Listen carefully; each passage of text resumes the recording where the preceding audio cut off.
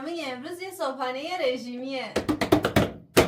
مواد لازم: تخم مرغ سرد، شیر، عسل، وانیل، موز و پودر کاکائو. خب همینطوری که میبینین تخم مرغای سرد آبپز شدهمون رو داخل یه ظرف میریزیم. در نهایت بهش یه قاشق عسل اضافه میکنیم. میتونین از هر شیر کننده دیگه هم استفاده بکنین، فرقی نمیکنه. بعد من یه قاشق پودر کاکائو بهش اضافه کردم. بین درست کردنم دوباره 1-2 قاشق دیگه اضافه کردم. این دیگه دست خودتونه.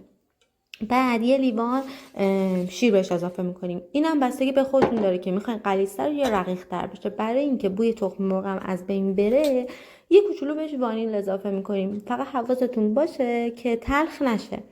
بعدش یه دونه موز رو اینجوری خورد میکنیم، میریزیم تو ظرف تا اینکه خوشمزه تر بشه. بعدش هم بلندش کردن و در نهایت نوش جان. واقعا خوشمزه شد.